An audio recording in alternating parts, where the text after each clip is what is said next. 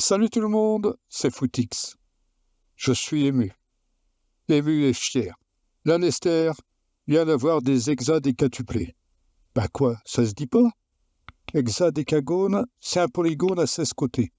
Hexadécatuplé, c'est une portée de 16, non? Non? Bon, en tout cas, les New Gen sont arrivés. Et Ted Lasso vous en parlera beaucoup mieux que moi. À plus! Salut les coachs! Je suis ravi de vous retrouver aujourd'hui, d'autant plus que c'est un grand jour. Nos premiers New Gen. Enfin, nous allons savoir à quelle sauce nous allons être mangés l'année prochaine. Vous savez comment fonctionnent les New Gen? Attention, il y a deux versions. Il y a la version Cygames et la version du monde réel.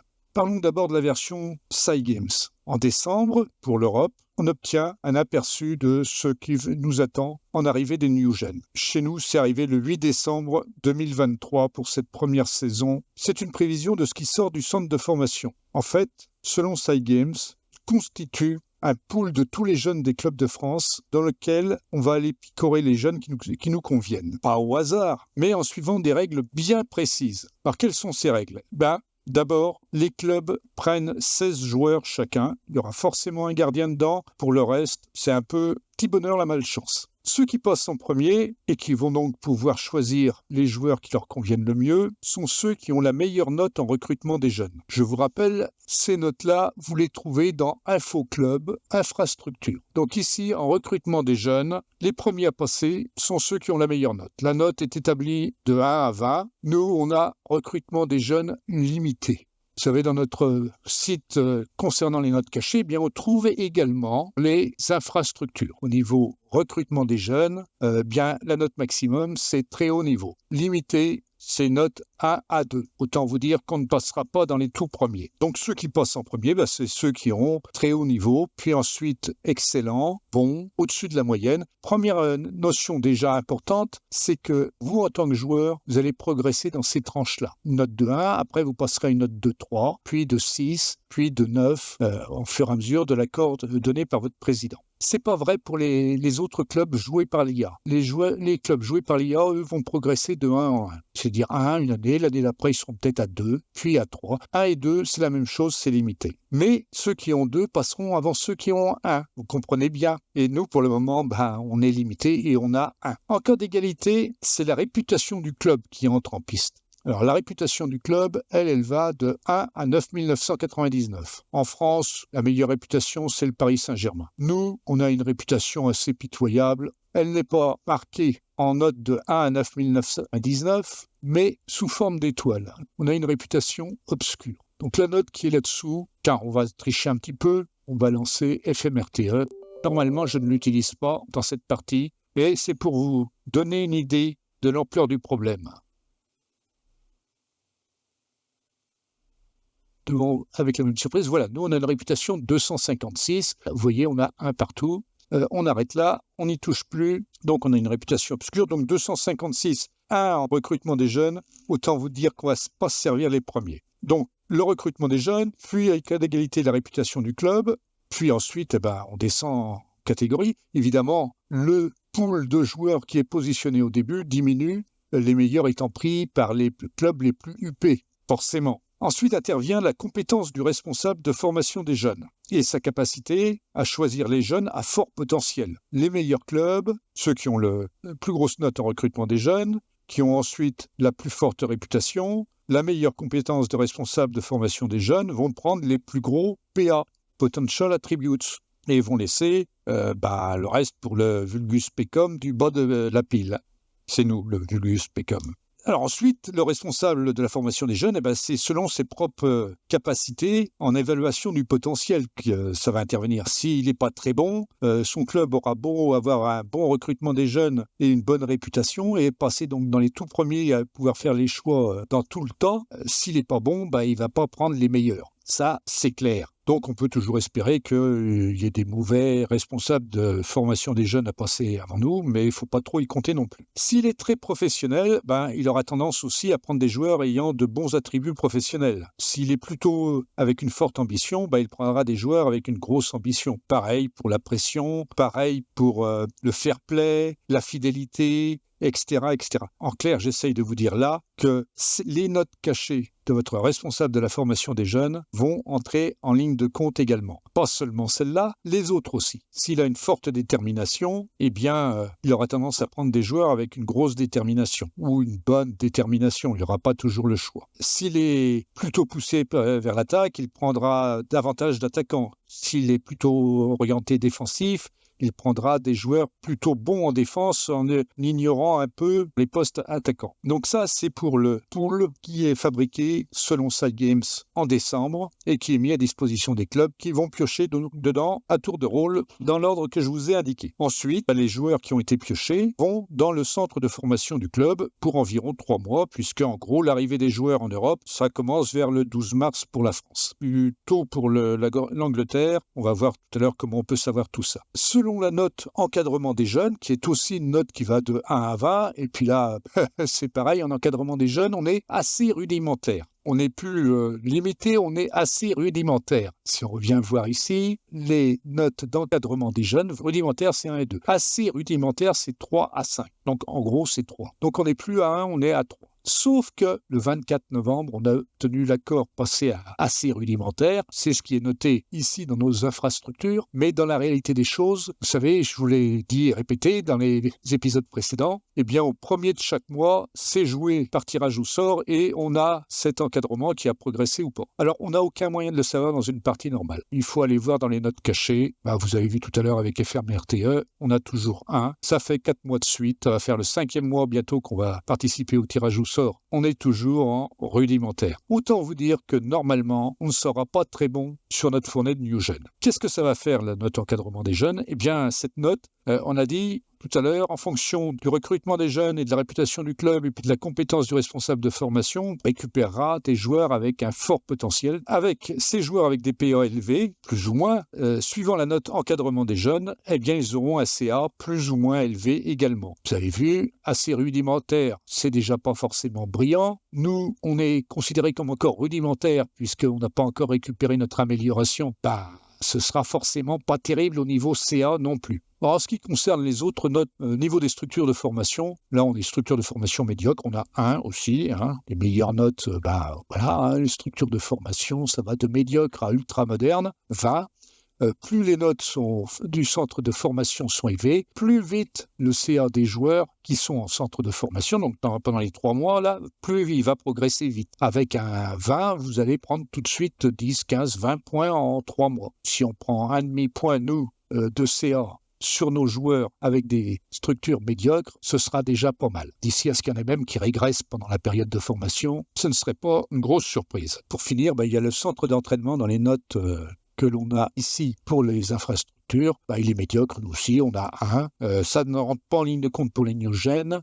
Ça ne sert qu'à faire évoluer plus rapidement les joueurs qui s'entraînent. Vous savez que les joueurs progressent dans leurs attributs et donc dans leur CA jusqu'à un certain âge. Après, ils commencent à régresser, mais ils progressent plus ou moins rapidement en fonction du temps de jeu, en équipe première essentiellement, parce qu'en équipe réserve et en junior, ça progresse beaucoup moins vite, mais ils vont progresser donc en fonction du niveau du centre d'entraînement. Vous allez me dire, il n'y a qu'à mettre des centres d'entraînement super forts, des structures de formation très élevées, un encadrement des jeunes très haut et un recrutement des jeunes balèzes. Oui, mais le recrutement des jeunes, ça coûte cher, l'encadrement aussi. Et on paye tous les mois pour ces deux-là. C'est-à-dire que plus on va progresser, plus on va sortir de l'argent tous les mois pour le recrutement et l'encadrement des jeunes. Alors, en niveau régional 3, c'est pas très cher. En encadrement des jeunes, on aura pris un niveau. Je pense que si on paye 200 € par mois, ce sera un gros maximum, ce sera peut-être même moins. On le saura l'année prochaine, puisque pour le moment, on n'a toujours pas la structure, donc on ne paye pas. Par contre, le centre d'entraînement, pour passer à l'échelon au-dessus, d'entrée, quel que soit le niveau dans lequel vous jouez, c'est 200 000 €. Alors là, vous ne paierez plus tous les mois, vous allez payer à chaque évolution. Pareil pour le niveau des structures de formation. Ça coûte un bras, puis la peau des fesses. Plus on monte,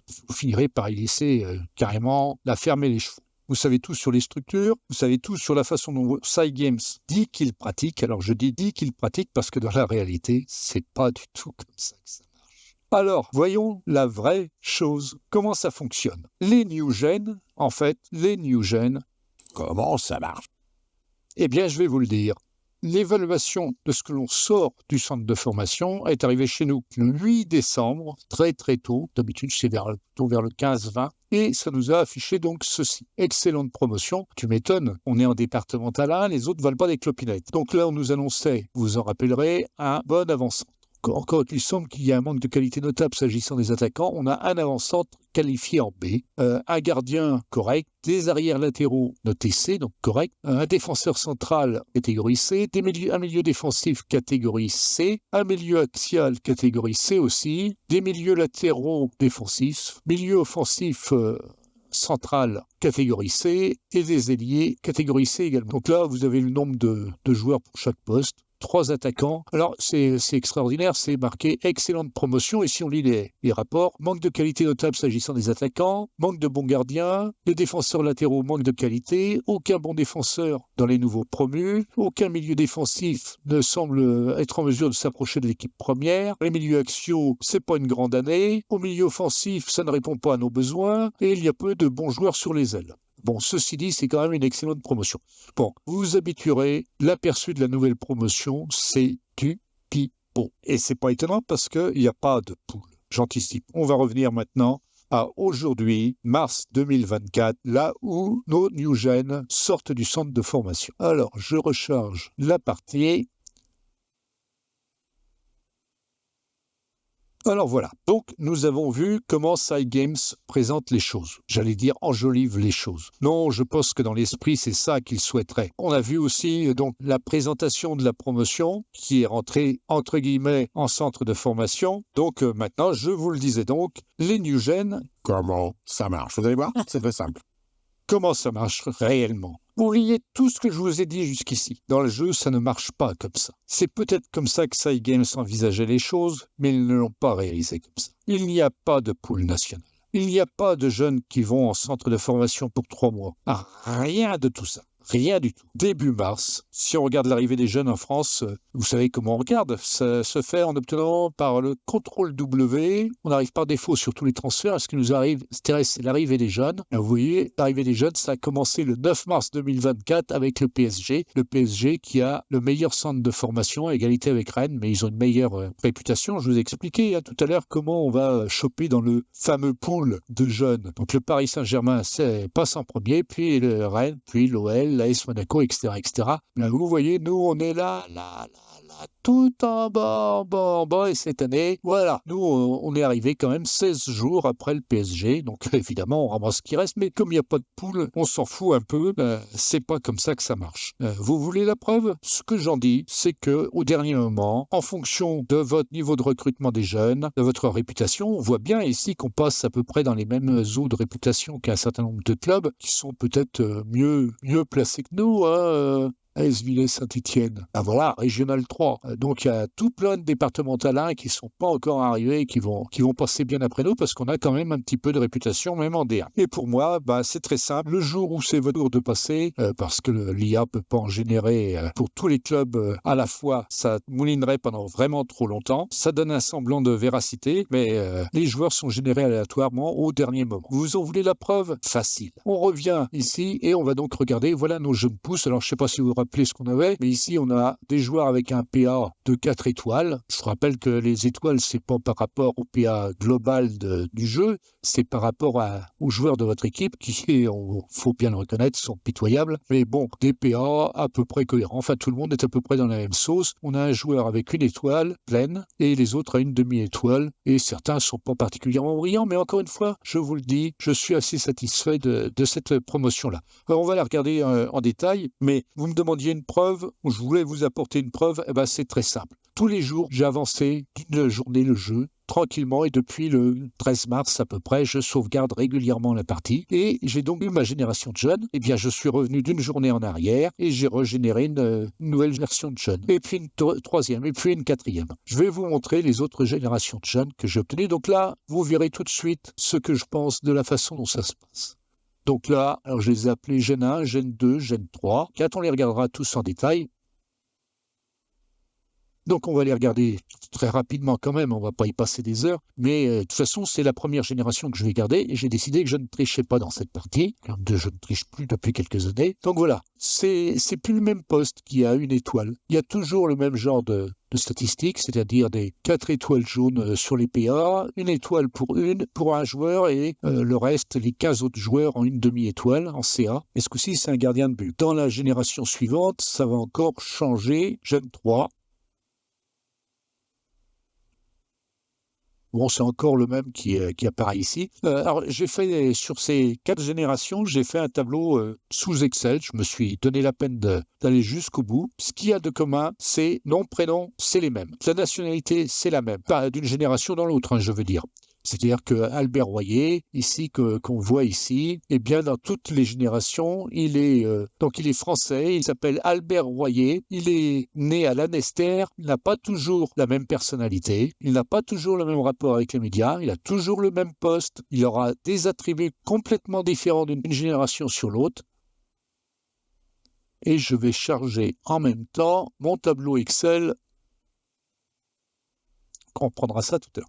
Voyons un petit peu comment sont nos jeunes. Donc on va commencer par le bas, puisque tout le monde dans ce genre de choses commence par le bas, c'est-à-dire en principe le plus mauvais est en dernier. Moi, je trouve que pour un plus mauvais, milieu offensif droit, 15 ans, 1m68, 53 kg, équilibré, apprécié des médias. Pour le moment, pour un milieu offensif, il n'est pas si mal que ça. À 15 ans, 7 en accélération, 9 en vitesse, 10 en équilibre, 12 en détermination, 13 en jeu collectif, 9 en inspiration. On les sent, c'est un peu moyen. C'est un joueur tout à fait correct pour jouer en Régional 3. Même, je peux vous dire, sur mon expérience du jeu des années précédentes, jusqu'en Régional 2, ce genre de profil, pour peu qu'il progresse un petit peu, 12 en détermination, il a une personnalité équilibrée, apprécié des médias, on ne sait pas trop ce que ça va donner, on peut essayer de regarder, équilibré, apprécié des médias, 12, voilà, maximum 14 en professionnalisme, un tempérament entre 7 et 20, c'est déjà un bon tempérament, ça veut dire qu'il est bagarreur sur le terrain, il ne va pas lâcher, une ambition moyenne, une fidélité moyenne aussi, fair play entre 5 et 14, polémique inférieure à 14, donc c'est un joueur qui sera probablement pas trop kikinant, mais qui sera correct. Pour peu qu'il ait un peu de professionnalisme, avec 12 en détermination, c'est un joueur qui peut effectivement progresser correctement. Il n'aura sûrement pas un PA extraordinaire, mais il peut nous faire de l'usage en Régional 3 et peut-être en Régional 2. C'est le premier. Alors continuons. Ciancia Russo, français d'origine italienne, milieu offensif centre, là c'est pareil, il est un peu lent. Mais en mental, c'est correct pour un jeune de 16 ans, 12 en déter, 12 en inspiration, 15 en collectif, 11 en volume de jeu, 11 en agressivité, il est équilibré spontané. Et on regarde là, c'est équilibré spontané, et spontané donc un râleur, probablement. Mais sinon, tactiquement, pour 16 ans, il n'est pas si mal que ça non plus. On est en D1 encore quand on génère ça avec le plus mauvais niveau de recrutement et d'entraînement. C'est pas si mal. 9 en technique, 6 en tir de loin, 6 en finition, 6 en contrôle de balle. Tout dépend de ce qu'il fera comme progression après. Amrani, milieu défensif droit, c'est pareil. Réaliste, apprécié des médias. Réaliste, c'est assez rare. Réaliste, c'est quelqu'un qui est très typé, donc fair play, et comptez pas s'il peut faire des crasses à ses adversaires, c'est tant mieux, et réaliste. Mais bon, donc on sait rien de son jeu, si ce n'est que c'est pas un adepte de la main tendue à l'adversaire. Voilà, un peu d'agressivité. En plus, il tire bien les pénaltys, il a 15 ans. Pas si mal que ça, quoi. Denis Carré, milieu défensif, défenseur centre. On ne sait pas trop, peu d'accélération, pas beaucoup, mais de la détente verticale moyenne, de l'endurance, qualité physique naturelle 13, 1m81, 62 kg, à 15 ans, c'est pas si mal que ça, il a 8 en marquage, 6 en tacle, 10 en technique. 10 en technique pour un défenseur, c'est un peu étonnant, mais il a de la passe, du jeu collectif, de l'agressivité, de l'anticipation, de l'appel de balle, courage, détermination 9, c'est juste à la limite, il est versatile, mais comme 6, il serait peut-être pas mal du tout celui-là, tout dépend aussi de son PA, comment il va le faire évoluer. Denis Carré à surveiller. Marc-Antoine Petitjean, buteur, 16 ans, buteur au milieu offensif gauche, sans ambition. Voilà, c'est un de nos sans ambition, on n'en a pas beaucoup, mais c'en est un. Qualité physique naturelle 12, courage 18, agressivité 8, sang-froid 9, vision du jeu 9, c'est bien ça pour un 16 ans. Bon, finition 4, quoi. Pour un buteur, c'est un peu dommage. Centre 6, il jouera milieu offensif gauche probablement. Il a 8 en passe, 8 en technique.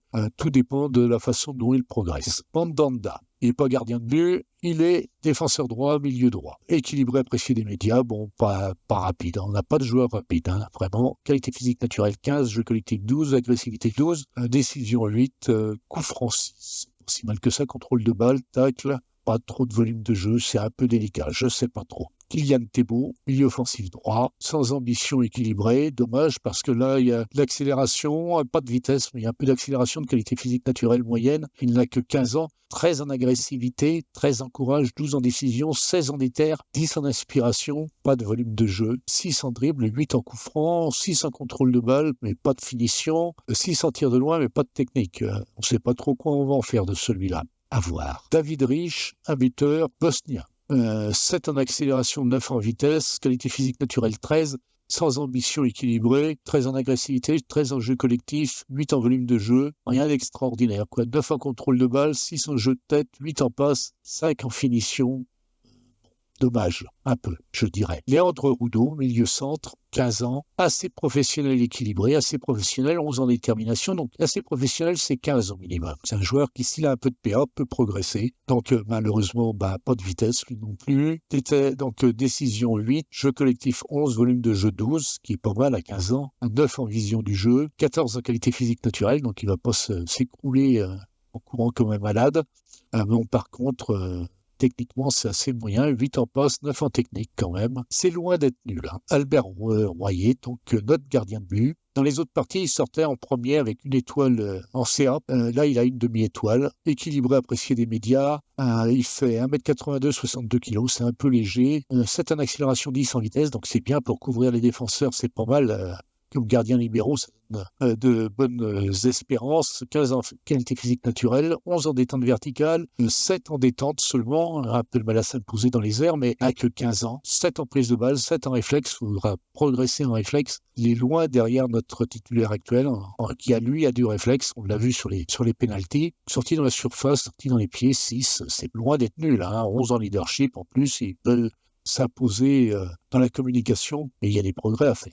Donc 10 en concentration, c'est pas mal aussi. Moins d'être nul. Et donc, le majeur de promotion, Ryan Evrard, donc un autre 6, milieu récupérateur. Bon, ça tombe bien, c'est les postes qu'on utilise. Donc 16 ans, sans ambition, malheureusement apprécié des médias. Sans ambition, c'est pas forcément grave. Un peu lent, mais 12 en qualité physique naturelle, 13 en décision, il a que 6 en déter. Là. Pas de déter, pas d'ambition, il a probablement pas de professionnalisme non plus, donc il progressera pas beaucoup. Agressivité 18. C'est bien pour un milieu défenseur, mais il prendra des cartons jaunes à tour de bras, sans doute. 6 en marquage, 6 en passe, 7 en tacle, 7 en coup franc. Donc voilà. J'ai regardé très minutieusement les générations 2, 3 et 4. Bon, vous voyez ici, on y voit, j'ai sauté la gène 3 parce que ça prenait trop de temps à remplir tout ça. Mais globalement, alors la gène 2 a 1, 2, 3, 4 sans ambition, mais un enthousiaste évasif, imperturbable. Donc c'est un joueur qui aurait dû progresser copieusement parce qu'il a de très bonnes notes cachées probablement. En assez ambitieux, il y en a 1, 2 assez ambitieux, 2 assez professionnels. Donc dans l'ensemble, sur les personnalités, donc sur le trait de caractère tel que je l'ai défini, qui était notre élément. Rappelez, si vous avez suivi depuis le premier épisode, j'ai toujours argumenté en disant que c'est l'important c'était les personnalités, rapport avec les médias et la déter. Et bien dans l'ensemble, on a des joueurs qui sont plutôt bien. À Gen 4, la déter, ça manque un peu, mais pour le reste, voilà, on a sans ambition, on en a 1, 2, 3 sans ambition, pas assez professionnel. Donc là, il y a quand même quelques variations entre la Gen 1 et la Gen 4. Ça se ressent au niveau des attributs. De toute façon, c'est la Gen 1 qui va être gardée. Je vous encourage, si vous le souhaitez, pour voir comment ça fonctionne vraiment, eh bien, à essayer au moins une fois de faire plusieurs générations et de les comparer. Vous verrez comment ça fonctionne. C'est bien loin de ce que dit Cygames dans son pool de jeunes et la façon dont il présente l'évolution de ces jeunes dans les centres de formation. Mais bon, on ne peut pas trop leur vouloir non plus là-dessus. Bien, donc voilà, on a fait tout le tour de ce qu'il y avait à dire sur les new gen, la façon dont ils sont fabriqués ou générés, la façon dont ça se passe dans la réalité, et non pas seulement dans la façon dont le dit Cygames. On en a fait à peu près le tour. Je pense vous avoir dit le principal de ce qu'il y avait à vous en dire. Clairement, dans cette version de New Gen, je vais engager les 16. Ils ont tous des caractéristiques très honorables. Ils ont tous à peu près leur place pour jouer en D1 et en R3 même, voire même en R2 probablement. Ça ne va pas nous empêcher de nous renforcer pendant ce temps-là, mais ce sera déjà une bonne base. Ça nous permettra peut-être aussi de jouer un championnat U18 et un championnat réserve dans des bonnes conditions. On en reparlera plus tard. En attendant, je n'ai pour le moment offert de contrat à aucun d'eux, parce qu'il est une chose importante, c'est qu'il faut, enfin moi je vous le conseille en tout cas, il faut qu'ils jouent le match des jeunes à l'essai contre l'équipe des jeunes de Lanester. On va le trouver ici dans le calendrier des U19. Voilà, il est programmé. C'est le 26. Ben là, on est le 27. J'ai triché le match et vous voyez même le résultat. Donc voilà, on va aller voir le résultat de ce match. Il est important de le jouer. Il y a toujours des renseignements à en tirer. Donc voilà. Les jeunes à l'essai ont pulvérisé les jeunes titulaires de Lanester et c'est une bonne chose. Ça prouve qu'ils sont bien meilleurs que ne l'étaient leurs aînés. 5-0, il n'y a pas photo. Un blessé côté des jeunes, c'est le gardien Royer. Il est blessé pour 6 à 9 semaines, je crois. Poignet fracturé, c'est très désagréable. Bon, vous le voyez, 4,77 de XG contre 1,40 pour les jeunes de Lanester, les anciens jeunes, on va dire. 3 tirs cadrés pour les anciens jeunes, 15 tirs cadrés, 28 tirs tentés pour les jeunes à l'essai. Il n'y a vraiment pas photo, ils ont été largement au-dessus. On se retrouve très bientôt pour la fin de championnat de l'équipe première et puis pour faire le tour un petit peu de la façon dont j'aurais géré les contrats des jeunes à l'essai. Allez, salut les coachs, à très bientôt. Si vous avez aimé cette vidéo, un petit pouce en l'air, ça me fera plaisir. N'oubliez pas de vous abonner, vous serez ainsi informé de la sortie des prochains épisodes. Et si vous avez des questions, ou vous voulez faire des remarques, laissez des commentaires. Je les lirai et j'y répondrai avec toute l'attention nécessaire. Si vous avez envie de venir partager avec nous, sachez que le groupe FM Plaisir est un groupe Facebook français tout récent. On n'est pas encore très nombreux, mais on est tous des passionnés qui seront ravis de vous compter dans leur rang, quel que soit votre niveau de jeu. Un lien vers le groupe se trouve dans les notes de cette vidéo-ci. Voilà. Je vous laisse et je vous dis à très bientôt.